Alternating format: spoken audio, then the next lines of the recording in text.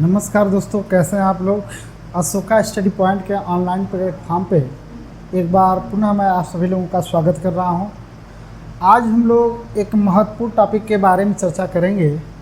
आज हम लोगों का जो टॉपिक है वो समास है, और समास जो टॉपिक है उस टॉपिक से देखा जाए तो आपके एग्ज़ाम में बहुत सारे क्वेश्चन पूछे जाते हैं और ये बहुत ही महत्वपूर्ण टॉपिक है। तो आइए समझते समास है क्या। देखा जाए तो जो समास है यह दो शब्दों से मिलकर बने नए शब्द को समास कहते हैं। और समास का अर्थ क्या होता है? संक्षेप होता है। बहुत बार पूछा गया है समास का अर्थ क्या होता है, तो संक्षेप। अगर हम समास के प्रकारों की बात करें तो समास के दो तरह से इसके प्रकारों के बारे में क्वेश्चन आते हैं। पहला देखा जाए तो समास मुख्यतः 4 प्रकार के होते हैं। कितने प्रकार के? 4 प्रकार के। समास की यदि बात किया जाए तो मुख्यतः समास कितने प्रकार के होते हैं, तो 4 प्रकार के। कौन कौन से? अव्ययी भाव समास, तत्पुरुष समास, द्वंद्व समास और बहुब्रीहि समास। और कुल मिला करके समासों की संख्या की बात करें तो समास 6 प्रकार के हो जाते हैं।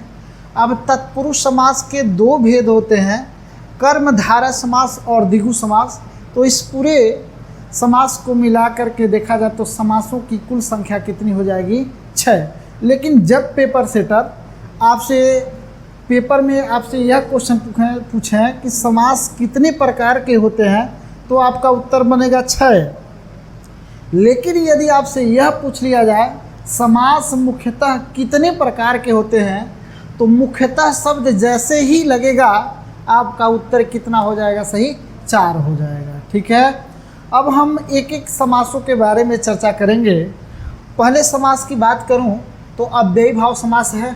अब हम अव्ययी भाव समास के बारे में हम लोग चर्चा करेंगे। अव्ययी भाव समास के बारे में चर्चा करेंगे कि अव्ययी भाव समास होता क्या है, इसके क्या कॉन्सेप्ट हैं। तो आइए अव्ययी भाव समास के कॉन्सेप्टों के बारे में हम लोग चर्चा करेंगे। पहले की मैं बात करूं तो आपका आता है अव्ययी भाव समास। अव्ययी भाव समास। अगर अव्ययी भाव समास की बात की जाए तो जैसे मैंने लिखा था पदों के आधार पर इसकी प्रधानता देखा जाए तो अव्ययी भाव समास का प्रथम पद क्या होता है? प्रधान होता है। और आपका तत्पुरुष समास का उत्तर पद अर्थात द्वितीय पद प्रधान होता है। और देखा जाए तो द्वंद्व समास का प्रथम और उत्तर पद दोनों पद प्रधान होता है। और बहुब्रीहि समास का कोई पद प्रधान नहीं होता। तो अव्ययी भाव समास का प्रथम पद प्रधान होता है तो इसका प्रथम पद क्या हो जाएगा? उपसर्ग। ध्यान देंगे, उपसर्ग या कह सकते हैं प्रथम पद प्रधान। ठीक है। प्रथम पद क्या होता है? प्रधान होता है। देखिए, यदि किसी शब्द को तोड़ते समय उसका पहला पद उपसर्ग हो जा रहा है तो निश्चित रूप से उस शब्द में क्या हो जाएगा? अव्ययी भाव समास। अव्ययी भाव समास को पहचानने का कुछ ट्रिक है। जैसे हम बात करें तो इसका पहचान क्या है, तो ध्यान देंगे अव्ययी भाव समास के जितने भी समासिक शब्द होंगे वह इन्हीं शब्दों से प्रारंभ होंगे। जैसे अनु, आ, अति, प्रति, उप, अप। ठीक है। भर, यथा,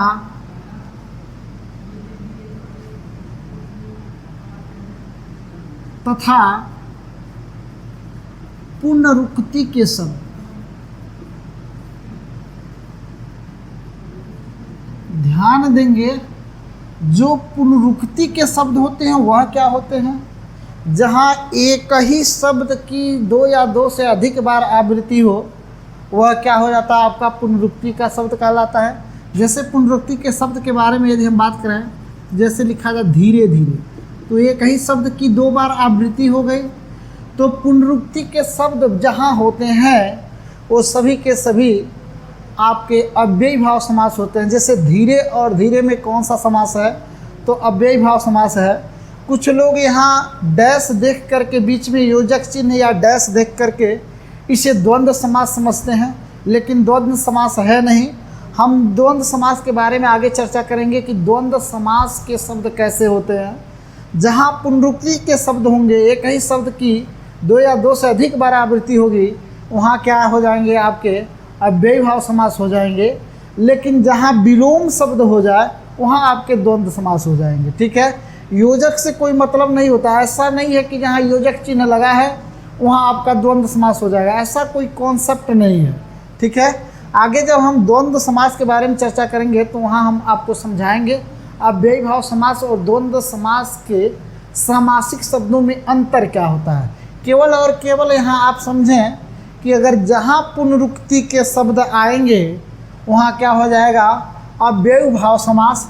जैसे यदि मैं यहाँ लिखूँ हाथों हाथ, हाथों हाथ, तो दो हाथ से मिलकर बना हाथ और हाथ बराबर क्या हो जाएगा, हाथों हाथ। ये भी आपका पुनरुक्ति का शब्द।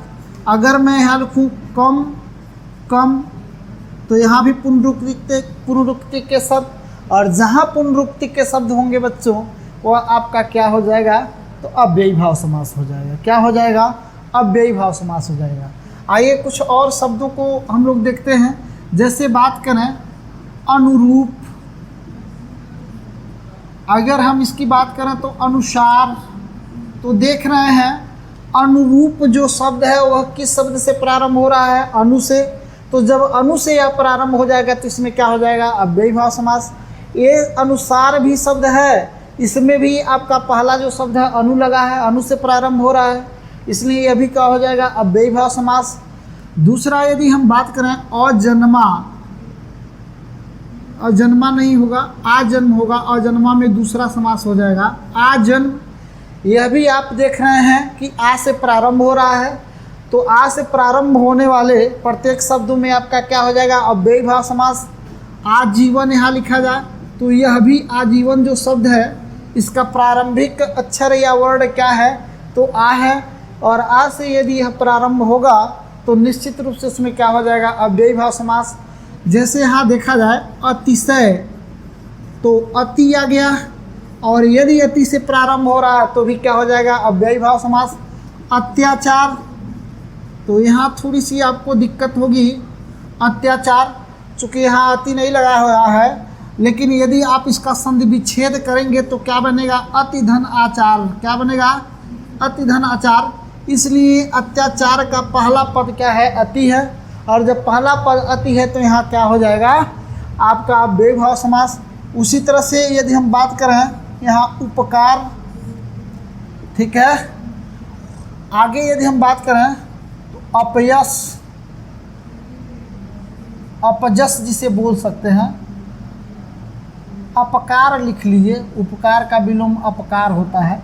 ठीक है, तो यह भी अप से प्रारंभ हो गया, और जब अप से प्रारंभ होगा तो क्या हो जाएगा, अव्ययी भाव समास।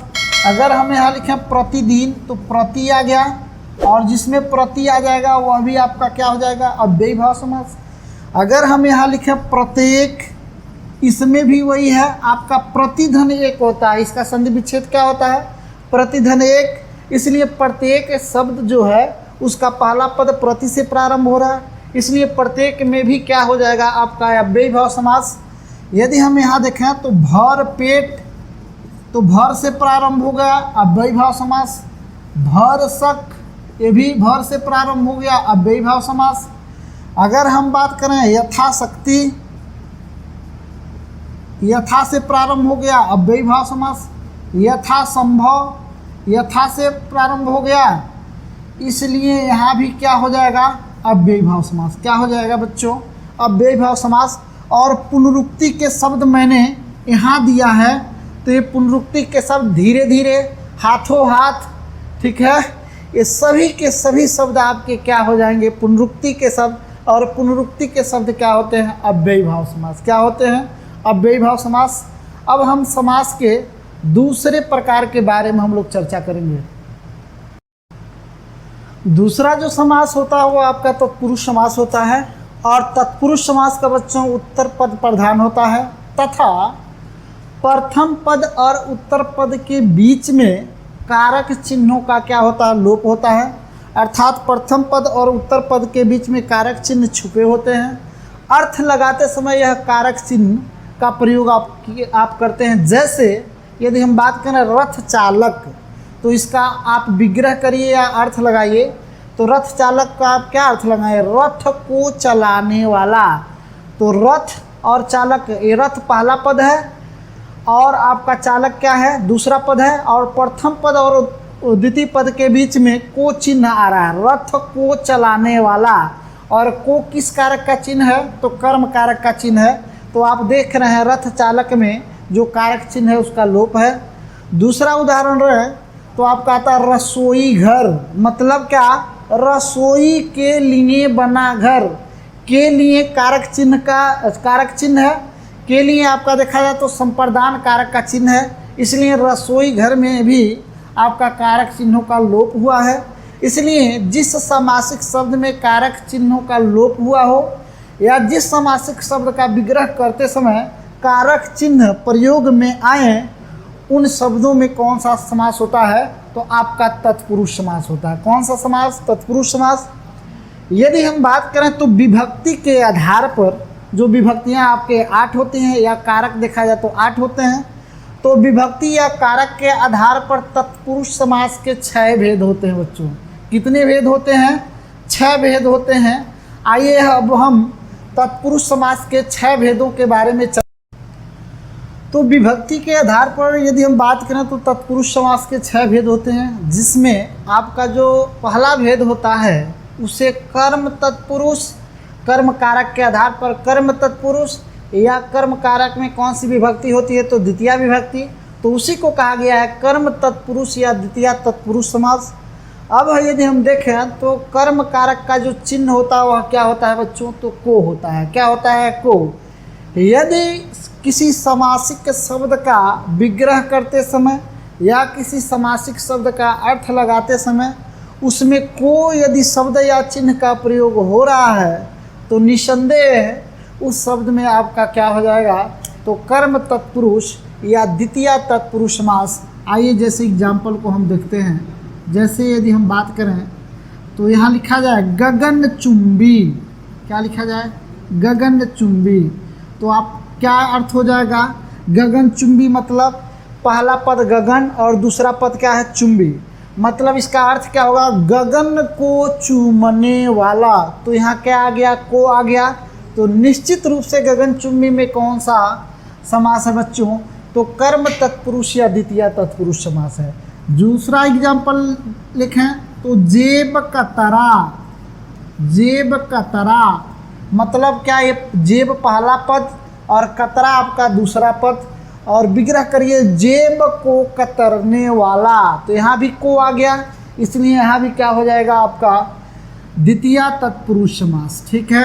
अगर हम यहाँ लिखें माखन चोर, माखन चोर मतलब माखन को चुराने वाला, तो को हो गया, इसलिए यहाँ क्या हो जाएगा आपका द्वितीया तत्पुरुष समास। ठीक है। इसमें थोड़ा सा अपवाद लग रहा है, आगे भी हम लोग चर्चा करेंगे। दूसरा यदि हम कहें ग्रंथकर्ता, ग्रंथकर्ता मतलब ग्रंथ को करने वाला। ये बहुत इंपॉर्टेंट शब्द है। ग्रामगत मतलब ग्राम और गत, गत मतलब होता है जाना और ग्राम मतलब होता है गांव। तो इसका अर्थ क्या हो जाएगा, गांव को जाने वाला। तो इस शब्द का भी विग्रह करते समय क्या आ गया, को शब्द आ रहा है। और जब को आ जाएगा विग्रह करते समय तो को जो चिन्ह है किस कारक का चिन्ह है, तो कर्म कारक का चिन्ह है। इसलिए इसमें क्या हो जाएगा, ग्रामगत में कर्म तत्पुरुष या द्वितीया तत्पुरुष समास हो जाएगा। आइए इसके दूसरे भेद के बारे में हम लोग चर्चा करते हैं। दूसरा भेद क्या है, तो कर्म के बाद आपका कौन सा कारक आता है, तो आपका करण आता है। तो करण तत्पुरुष, या हम कह सकते हैं इसे कौन सी विभक्ति है करण तत्पुरुष में, तृतीया। तो करण तत्पुरुष या तृतीया तत्पुरुष समास। ठीक है। और इसका चिन्ह क्या है बच्चों? से। और से का अर्थ साधन के रूप में, साधन। मतलब ये जो से है अलगाव न हो, किसी चीज का सहारा लेके या उसका सहयोग लेकर के कार्य को करने से। इसका जैसे यदि हम बात करें रेखांकित, तो अर्थ लगाइए रेखा और अंकित। रेखा प्रथम पद और अंकित क्या हो जाएगा? दूसरा पद। और इसका विग्रह करिए, रेखांकित मतलब रेखा से अंकित। से आ गया लेकिन अलगाव नहीं हो रहा है। देखिए रेखा से अंकित अर्थात तो दोनों जो हैं जुड़े हुए हैं, किसी प्रकार से इसमें अलगाव नहीं हो रहा। से तो आ रहा है, रेखांकित मतलब रेखा से अंकित। और जब से आ गया और यह तब जब से आ जाएगा तो इसमें क्या हो जाएगा? करण तत्पुरुष या तृतीया तत्पुरुष समास। दूसरा यदि हम बात करें तो करुणापूर्ण। करुणापूर्ण मतलब क्या? करुणा से पूर्ण, ठीक है। से आ गया। एक और इसका चिन्ह होता है से और द्वारा होता है बच्चों। क्या होता है? द्वारा इंपॉर्टेंट है। जैसे यहाँ भी एग्जाम्पल लिया जाए, सूर रचित। सूर रचित लिखा जाए, सूर रचित मतलब क्या? सूर द्वारा रचित। क्या हो जाएगा? सूर द्वारा रचित, ठीक है। तो जहाँ जिस समासिक शब्द का विग्रह करते समय से और द्वारा शब्द लग जाएगा, उसका अर्थ लगाते समय से और द्वारा शब्द आ जाए, तो वहाँ क्या हो जाएगा? आपका करण तत्पुरुष या तृतीया तत्पुरुष समास हो जाएगा, ठीक है। अगला जो भेद होता है वह आपका संप्रदान तत्पुरुष। और संप्रदान कारक में कौन सी विभक्ति होती है? तो चतुर्थी। इसीलिए इसे संप्रदान तत्पुरुष या चतुर्थी तत्पुरुष समास कहते हैं। और संप्रदान कारक का जो चिन्ह होता है वह के लिए होता है, अर्थात ऐसा समासिक शब्द जिसका विग्रह करते समय उसके प्रथम पद और द्वितीय पद के बीच में के लिए शब्द आ जाए, तो वहाँ क्या हो जाएगा? तो संप्रदान तत्पुरुष हो जाएगा। जैसे अगर एग्जाम्पल लिखा जाए रसोई घर, ऊपर भी मैंने लिखा था रसोई घर, तो रसोई आपका प्रथम पद हो जाएगा और घर क्या हो जाएगा? उत्तर पद या द्वितीय पद। और अर्थ लगाइए या विग्रह करिए तो निश्चित रूप से यही आएगा। रसोई घर का मतलब रसोई के लिए बना घर, तो के लिए आ गया। और जब के लिए अर्थ लगाते समय या विग्रह करते समय आ गया तो उसमें क्या हो जाएगा? संप्रदान तत्पुरुष। मैं यहाँ लिखूँ परीक्षा भवन। परीक्षा भवन मतलब क्या? परीक्षा प्रथम पद और भवन आपका द्वितीय पद। विग्रह करिए परीक्षा के लिए बना भवन। अगर मैं यहाँ लिखूँ हथकड़ी। हथकड़ी मतलब हाथ के लिए बनी कड़ी। इसमें भी के लिए शब्द आ गया विग्रह करते समय, इसलिए इसमें भी आपका क्या हो जाएगा? तो संप्रदान तत्पुरुष। देशभक्ति मतलब देश के लिए भक्ति, यहाँ भी आपका के शब्द आ गया, के लिए शब्द आ गया विग्रह करते समय देशभक्ति में भी, इसलिए इसमें भी आपका क्या हो जाएगा? तो संप्रदान तत्पुरुष समास हो जाएगा। क्या हो जाएगा बच्चों? संप्रदान तत्पुरुष समास। वैसे यदि हम अब आगे बात करूं तो अगला जो इसका भेद है वो आपका आपादान तत्पुरुष होता है। आइए देखते हैं आपादान। आपादान तत्पुरुष या इसी को हम कह सकते हैं पंचमी तत्पुरुष समास, ठीक है। और आपादान कारक का चिन्ह क्या होता है? से। लेकिन ध्यान देंगे इसका अर्थ अलगाव अर्थ में, अलगाव के अर्थ में, मतलब जहाँ से तो लगे लेकिन से का अर्थ अलग होने से हो, वहाँ क्या हो जाएगा? आपादान। करण का भी से होता है, लेकिन करण का जो से होता है वह साधन के रूप में हम प्रयोग करते हैं, लेकिन आपादान कारक का जो चिन्ह होता है वह से, लेकिन इस से का अर्थ अलगाव के अर्थ में होगा। जैसे यदि हम बात करें तो यहाँ देखा जाए, कहा जाए धनहीन, अर्थ लगाइए क्या हो जाएगा, धन प्रथम पद और हीन क्या हो जाएगा, द्वितीय पद। अर्थ लगाइए या विग्रह करिए तो आपका विग्रह होगा धन से हीन, अर्थात पहले धन था, अब धन क्या हो गया, समाप्त हो गया, अर्थात धन उससे क्या हो गया, अलग हो गया, अलगाव हो रहा है? इसलिए यहाँ आपका क्या हो जाएगा, तो आपादान तत्पुरुष या पंचमी तत्पुरुष समास। दूसरा देखा जाए तो पदच्युत, पदच्युत मतलब पदच्युत, पद से च्युत कर देना, मतलब पद से हटा देना। तो यह क्या हो जाएगा, अब पहले पद पर था, अब पद से उसे क्या कर दिया गया, निष्कासित कर दिया गया, अर्थात उस पद से क्या कर दिया गया, अलग कर दिया गया। तो यहाँ जो से का अर्थ आ रहा है अलगाव के अर्थ में, पद से च्युत मतलब पद से क्या कर दिया गया, हटा दिया गया। दूसरा एग्जाम्पल लिखें तो देश निकाला मतलब क्या, देश प्रथम पद और निकाला क्या हो जाएगा, द्वितीय पद। विग्रह करिए, देश से निकाला मतलब पहले देश में था, अब देश से उसे क्या कर दिया गया, बाहर कर दिया गया। तो बाहर कर दिया गया अर्थात देश से अलग कर दिया गया, इसलिए यहाँ से जब आएगा अलगाव के अर्थ में, इसलिए यहाँ भी आपका क्या हो जाएगा, तो आपादान तत्पुरुष हो जाएगा। क्या हो जाएगा, आपादान। जैसे लिखा जाए पथभ्रष्ट, पथभ्रष्ट मतलब पथ से भ्रष्ट। जैसे मान लीजिए कोई व्यक्ति एक पथ पे जा रहा है, उस पथ को छोड़ करके दूसरे पथ पर चला गया, तो उसे हम क्या कहते हैं, पथभ्रष्ट। अर्थात तो वह जो पथ था, उसका मार्ग था, उससे क्या हो गया, अलग हो गया। तो यहाँ पथ से भ्रष्ट, से का अर्थ अलगाव के रूप में है, इसलिए पथभ्रष्ट में क्या हो जाएगा, तो आपादान तत्पुरुष हो जाएगा। क्या हो जाएगा, आपादान तत्पुरुष हो। अगले की बात करें तो आता है संबंध तत्पुरुष, या उसी को हम कह सकते हैं षष्ठी तत्पुरुष समास। और संबंध कारक का जो चिन्ह होता है वह क्या होता है बच्चों, तो का, के, की, ना, ने, नी और रा, रे, री होता है। लेकिन हम समास में यही तीन चिन्हों का प्रयोग होता है अधिकतर, इसलिए तीन ही मैं लिखा हूँ, का, के और की।